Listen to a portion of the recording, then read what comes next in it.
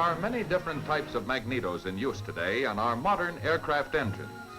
Many different types and models. Yet they all have the same job to do. Each magneto is designed to supply the electrical current necessary to fire the cylinders of a certain type of aircraft engine.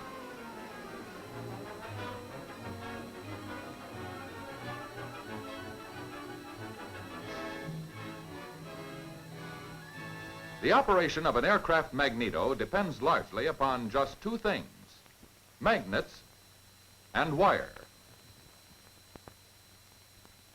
To understand the part each plays in the magneto, we must first know how magnets and wire act under certain conditions. First, let's consider the steel magnet.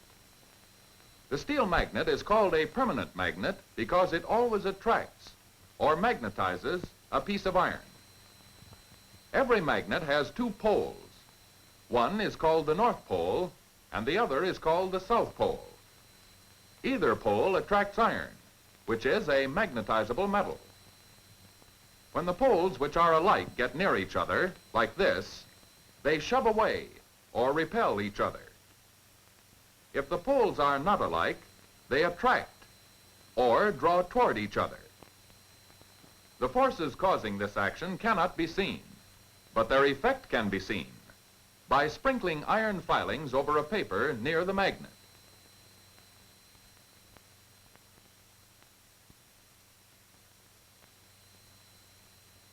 The magnet's force acts in lines of force. These are also called lines of flux, or flux lines. We speak of all these lines of flux as a field, a magnetic field of flux. Since this field is useful in operating a magneto, let's try it out and see what it can do. Here is an ordinary soft iron nail. It is not a magnet.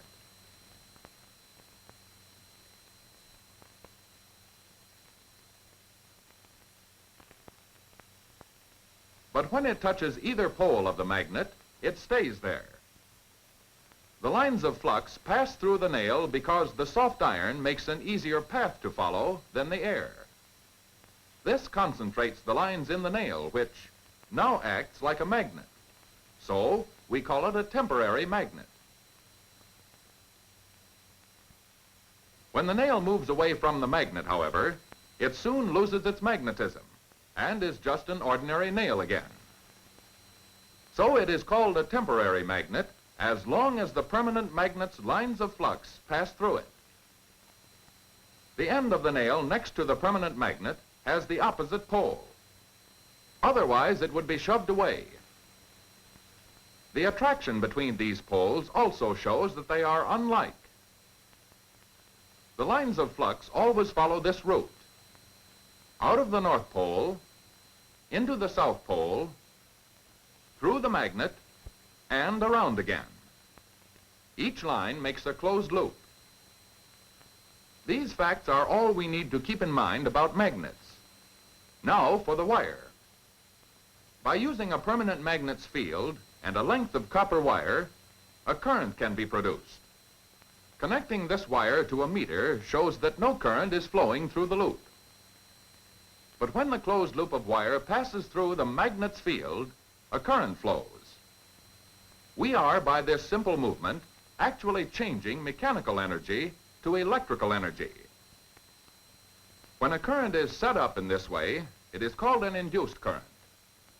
The voltage, and hence the current, has been induced, or built up, in the wire.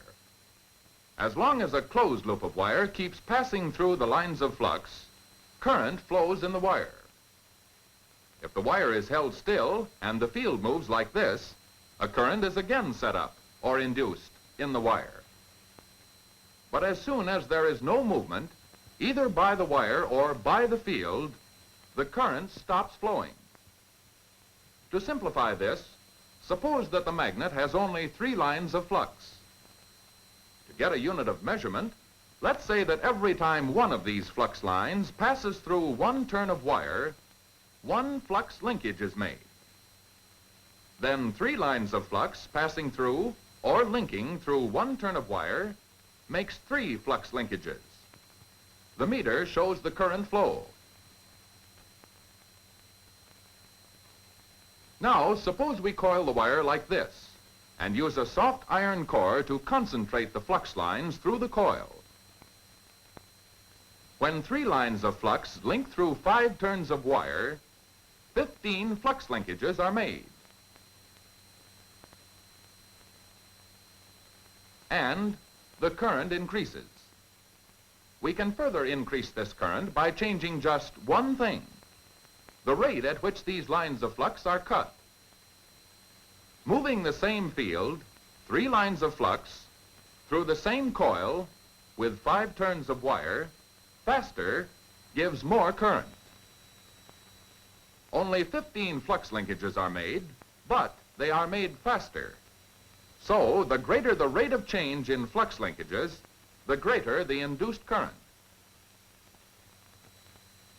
There are other ways to increase the rate of change in flux linkages when a greater induced current is needed. For example, the strength of the field can be increased by using a stronger magnet. The rate of change in flux linkages is now greater, and the current increases. The amount of current can also be increased by using a coil with more turns of wire, because the number of flux linkages will be increased.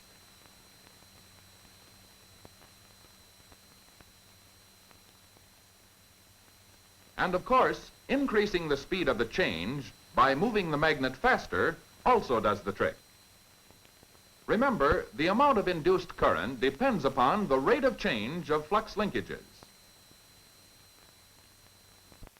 Now, let's see how a wire acts when it carries a current. Here we have a source of continuous direct current. Suppose this steady current is sent through the wire. A magnetic field will be set up around the wire.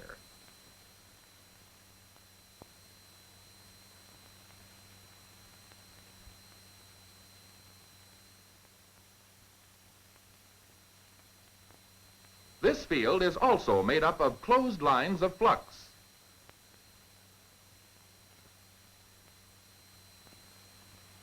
When the wire is cut, the current stops, and the field around the wire disappears.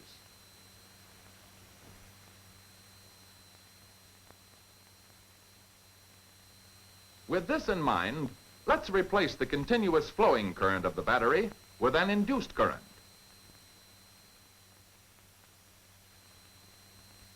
As current is induced in a wire by a change in flux linkages, a magnetic field is set up around the wire. Let's watch the unusual action of this field around the wire as the current changes. As the linkages increase, current starts in the wire. The current in the wire sets up a magnetic field around it. And this magnetic field, like a giant hand, acts against or opposes the change in flux linkages. The wire's magnetic field opposes the very change which is inducing the current in the first place. Not only that, but as soon as the flux linkages start to decrease, the magnetic field around the wire again acts like a giant hand to oppose the decrease.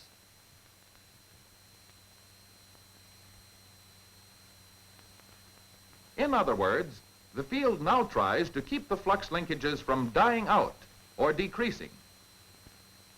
This action was first noted by a man named Lenz. It is of great importance in the operation of a magneto. The magnetic field about a coil of wire carrying an induced current opposes the flux change, which is producing the current. If the flux linkages are increasing, the field around the wire opposes the increase. If the flux linkages are decreasing, the field opposes the decrease. This magnetic field around the coil of wire is against any change taking place, even though the current in the wire wouldn't be there without a change in flux linkages. Now, let's notice the direction of the induced current. As the magnet moves away from the coil and the lines of flux through the coil core decrease, a current is induced in this direction.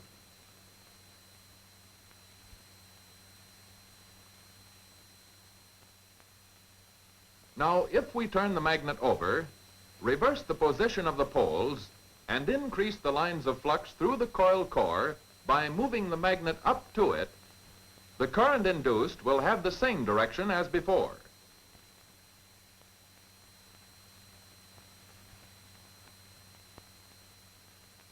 If we can do this quickly enough, we will get a single big surge of current all in one direction. So our problem is to decrease the flux through the coil, reverse the poles, and then increase the flux through the coil core in the other direction. Keeping this problem in mind, along with the basic facts about magnets and wire, let's build a device which will produce a high-tension current. To a soft iron core, arms of soft iron are added. These arms are called pole extensions. Now, instead of turning the magnet over to reverse the poles, we can put two magnets on a shaft so that they can be rotated. Notice that we now have 4 fields of flux around the 4-pole magnet. To improve the path for the magnet's field, soft iron pole shoes are added. Now let's see what effect the turning of the magnet has on this soft iron core. As the poles of the magnet move toward the pole shoes, the lines of flux increase through the core. This flux, made by the magnet as it turns, is called the static flux. At this point, the greatest number of flux lines are passing through the core. This is called the full register position of the magnet. As the magnet moves on, the lines of flux going through the core decrease to 0. This is called the neutral position of the magnet. As the North Pole moves up to the next pole shoe, the lines of flux build up to a maximum in the opposite direction.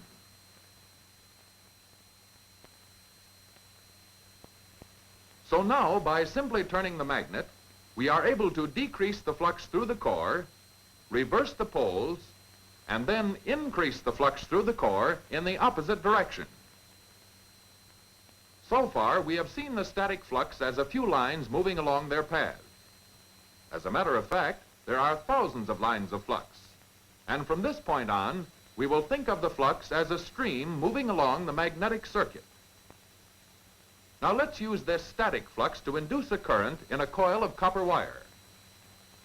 This is called the primary coil. It is the first wire to get the current. With the primary coil in place, let's see what happens to the static flux. As the magnet moves away from the full register position, the amount of flux through the core decreases. This change in flux starts a current in the primary coil. The field around the primary coil, like a giant hand, tries to keep the static flux flowing. This makes the primary's field work with the static flux of the magnet. This combination of the primary's flux and the magnet's static flux gives a resultant flux. And the resultant flux continues to flow through the core even though the magnet has reached the neutral position. In this way, the primary current maintains the original field in the coil core, but of course, not quite up to its original strength. However, as the magnet starts to move towards the next pole shoe, its lines of flux try to get through the coil core in the opposite direction. But this is prevented by the magnetic field of the primary current. Right here is a chance to get a terrific rate of change in flux linkages, because if we can break the primary circuit at this instant, its current drops to 0. Without the primary's help, the original field through the core disappears, and the flux of the magnet has a clear path through the coil core in the other direction. In this split instant, then, the rate of change in flux is tremendous, changing as it does from a high in this direction and up to a high in the other direction.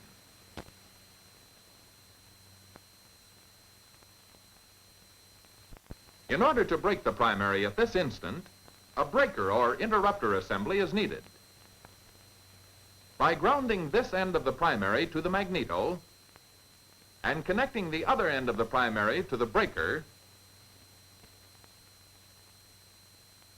and the breaker to the ground here, the primary circuit can be easily made complete by closing the contact points, or broken by opening the contact points. This breaker is really an automatic switch. It has a movable arm or spring assembly connected to the points. The movable arm is operated by this cam on the magnet shaft, which opens the points when the rotating magnet reaches a certain number of degrees beyond the neutral position, a distance called the E-gap. In practice, the E-gap is sometimes measured at this point. By breaking the primary at this point, the rate of change in flux will be greatest.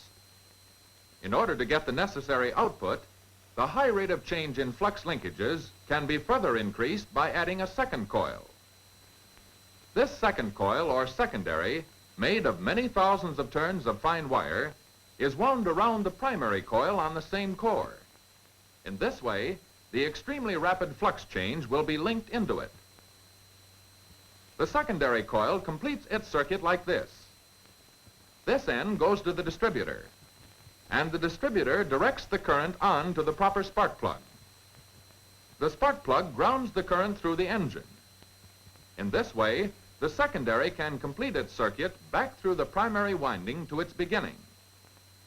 Now there is a complete path for the secondary to travel. Let's see what happens as the magnet turns.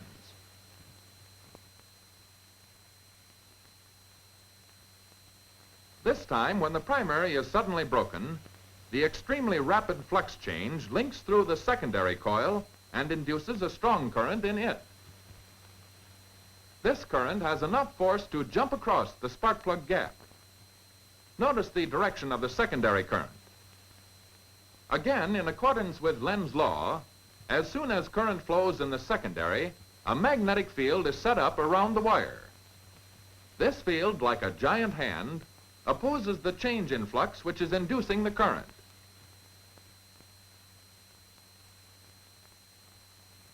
Soon after the secondary has completely discharged its current, the points close for the next primary buildup. This time, however, the flux has changed direction, so the primary which it induces flows this way. As the points open, the flux surges this way through the core, and the secondary flows in this direction.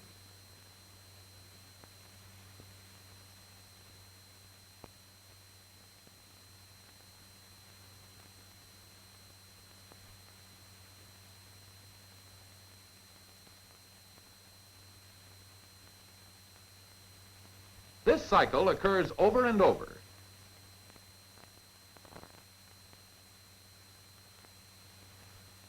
As the flux changes direction, the induced primary changes with it, and the secondary changes direction also.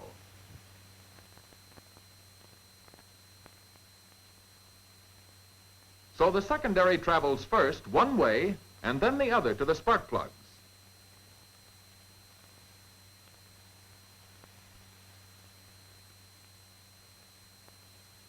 This setup works, but a lot of current may be lost by arcing across the points.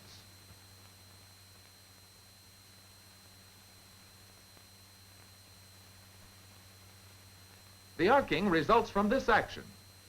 The break of the primary circuit causes an extremely rapid flux change. This change links the secondary, as we know, and gives a high-tension current. But it also links the primary and tries to make a current flow in it. As a result, some current will jump the gap, as the points are just separating. This is because the breaker points open slowly, compared to the speed of the flux change.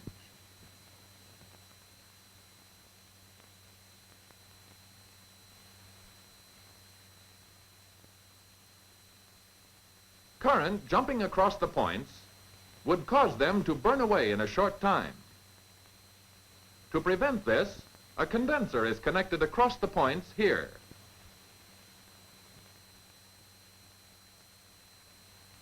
To show the action of a condenser, let's think of it as if it were a box with a rubber partition.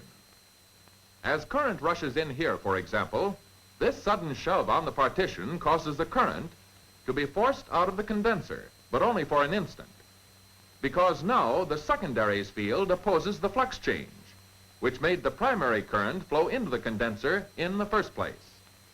All of this action occurs in the brief instant just after the contact points open. With the breaker points and the condenser in action, a high-tension current is produced at regulated intervals. The magneto is now ready for use. Next, let's see how it fits into the aircraft ignition system. Here is the complete aircraft ignition system, with its two magnetos, radio-shielded harness, spark plugs, and switch. This magneto is shown completely assembled. The other is in skeleton form like our model and shows the electrical and magnetic circuits. The condenser is connected across the breaker points. These wires connect the primary grounding terminal on each magneto with the switch. When the switch is off, this wire makes a direct path to ground for the primary circuit. And when the breaker contact points open, the primary current flows around through the switch instead of being interrupted. So a high voltage in the secondary is impossible when the switch is off. One end of the secondary is electrically grounded to the magneto, and the other end runs to the distributor.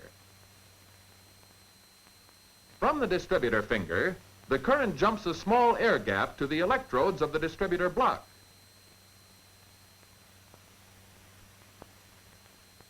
And then goes to the spark plugs.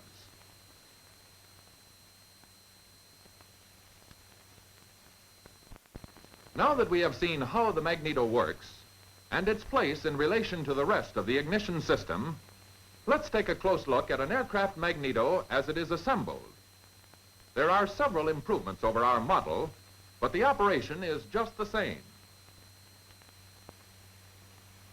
The rotating magnet looks like this, and it fits into the magneto here.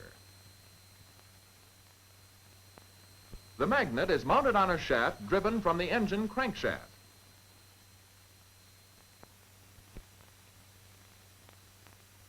In this way, the engine powers the magneto. The core, pole extensions, and pole shoes are made of laminated soft iron.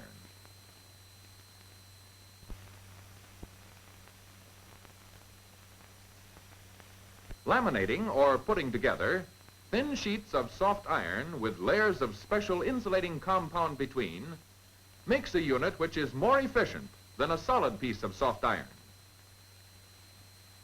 The laminated pole shoes and pole extensions are cast into the housing here. The primary condenser looks like this.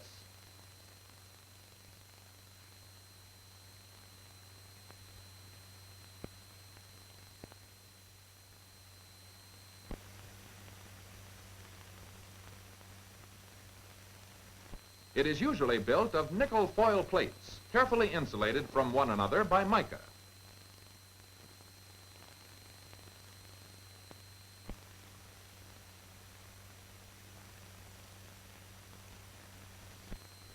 And fits into the primary circuit, where it is connected across the points like this. This coil assembly in the real magneto looks like this.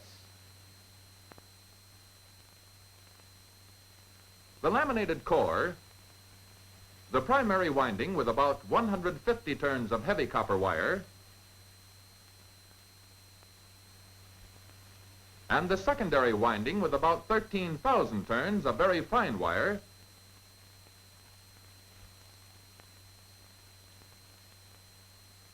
fits onto the pole extensions like this.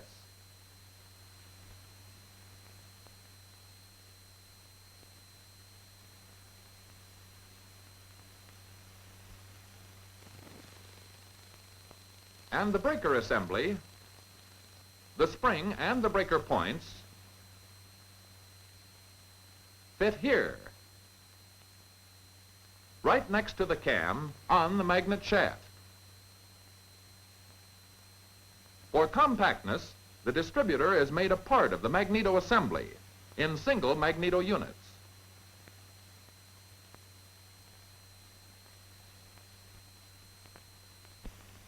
It is made of high-grade insulating material with inset electrodes.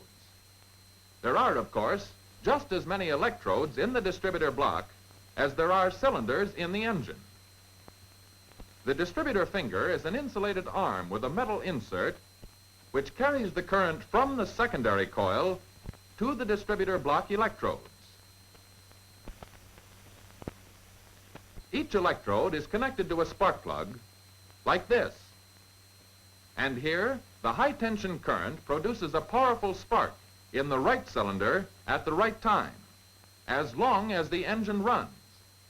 Because, to sum it all up, as the engine turns, the magneto shaft rotates the magnet. The magnet's effect on the coils causes a high rate of change in flux linkages.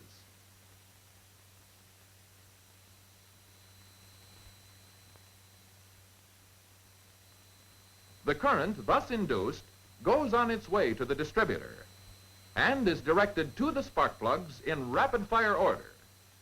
Rapid-fire order? Yes, and faster. This magneto can produce 25,000 sparks per minute, over 2,000 in 5 seconds.